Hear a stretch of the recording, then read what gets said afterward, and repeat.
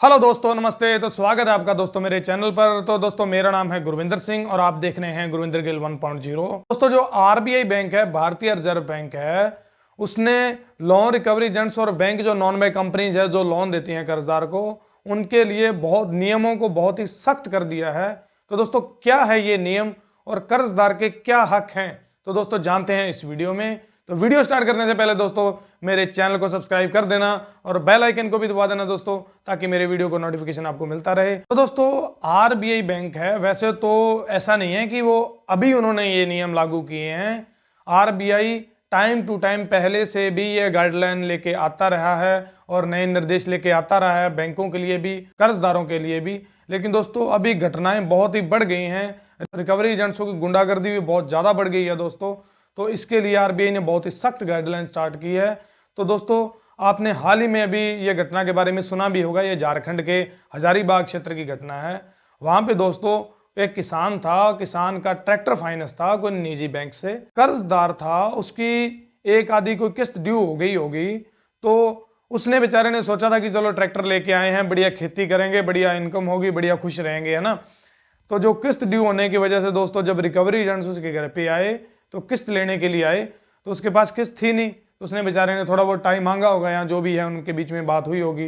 तो वो recovery agent थे, वो ट्रैक्टर ले जाने के लिए उसके ऊपर प्रेशर करने लगे कि हम आपका ट्रैक्टर लेके जाएंगे। जब वो ट्रैक्टर को चलाकर घर से लेके जाने लगे, तो जो वो किसान था, किसान की बेटी थी, 2 मंथ की वो प्रेग्नेंट थी, वो पेट से थी बेचारी। तो उसने भी रोकने की कोशिश की और वो ट्रैक्टर के सामने आके उन्होंने कुछ किया होगा, कोई रिक्वेस्ट की होगी, जैसे भी है। लेकिन वो रिकवरी एजेंट्स ने क्या किया, उसके लड़की के ऊपर ट्रैक्टर ही चढ़ा दिया। उस लड़की की डेथ हो गई ट्रैक्टर चढ़ाने की वजह से रिकवरी एजेंट के हाथों। तो दोस्तों पता नहीं क्या मेंटलिटी थी उन रिकवरी एजेंट्स की। हो सकता है बाई चांस वो आगे सामने खड़ी हो और उसे ट्रैक्टर रुका ही ना हो, रोकने की कोशिश की उसने और गलती से चढ़ गया हो सकता है उसने जानबूझ के भी चढ़ाया हो। तो दोस्तों ये बातें हो सकती हैं, लेकिन अभी पुलिस कार्रवाई इनके ऊपर कर रही है। तो दोस्तों बहुत ही एक दुखद घटना थी, क्योंकि एक तो वो 2 मंथ से प्रेग्नेंट थी और ऊपर से वो उसकी लड़की बेचारी पता नहीं क्या सोच के घर पे आई होगी, जैसे भी है। लेकिन उस रिकवरी एजेंट्स ने, बंदे ने एक बार भी नहीं सोचा और उसके ऊपर ट्रैक्टर चढ़ा दिए। तो दोस्तों क्या वो रिकवरी एजेंट्स किसान का ट्रैक्टर लेके जा सकते थे? क्या हक थे कर्जदार के पास, जिस हक के अधिकार पर वो अपने ट्रैक्टर को ले जाने से रोक सकता था? तो दोस्तों रिकवरी एजेंट्स के लिए आरबीआई ने जो नियम लागू किए हैं, सख्त से सख्त जो नियम लागू किए हैं, वो दोस्तों जानते हैं हम।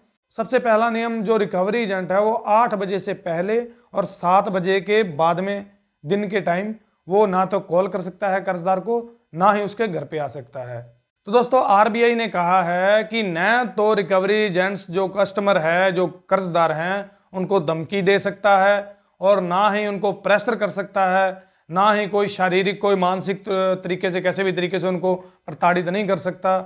और जो ऑफिशियल नंबर है ऑफिस का उनका, उनसे ही वो कॉल कर सकता है और नए नंबर से वो कर्जदार को कॉल नहीं कर सकता। किसी भी तरीके से रिकवरी एजेंट कर्जदार को प्रेशर नहीं कर सकता, उसको ऐसे परेशान नहीं कर सकता, बिना पूछे बिना बताए घर पे नहीं जा सकता कर्जदार के। अगर घर पे भी जाना है तो पहले कस्टमर से उसको पूछना पड़ेगा, उसके बाद में ही वो घर पे जा सकता है। रिकवरी एजेंट्स के पास किसी भी तरीके का कोई इस तरीके से अधिकार नहीं होता है कि वो आपकी प्रॉपर्टी जब्त कर सके। आपका जो भी अभी हजारीबाग में जो कांड हुआ है, ट्रैक्टर है, वो भी रिकवरी एजेंट्स पूरी कायदे कानून के साथ ही वो ये काम कर सकता है, अपने तरीके से वो ये काम नहीं कर सकता। तो दोस्तों अब हम जानते हैं कि ये जो कर्जदार हैं उनके क्या कानूनी अधिकार होते हैं। तो सबसे पहले दोस्तों आप ये बात जान लो कि अगर कोई भी रिकवरी एजेंट या बैंक का कर्मचारी आपको परेशान कर रहा है, बिना मतलब आपको शारीरिक और मानसिक टेंशन दे रहा है, तो आप पुलिस की सहायता दोस्तों ले सकते हो, ये आपका अधिकार है। आप उसके ऊपर केस दर्ज कर सकते हो। जो रिकवरी एजेंट होता है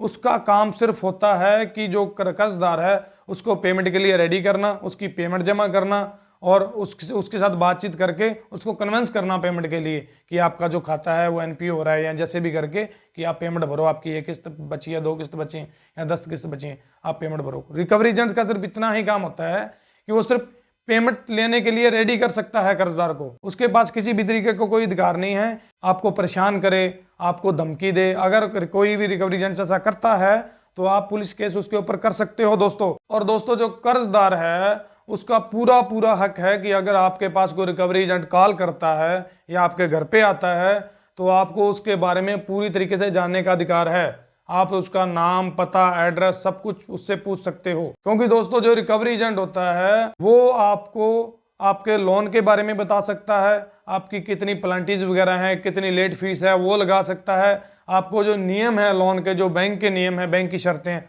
वो आपको बता सकता है। लेकिन दोस्तों जो रिकवरी एजेंट है आपको किसी भी तरीके से परेशान नहीं कर सकता।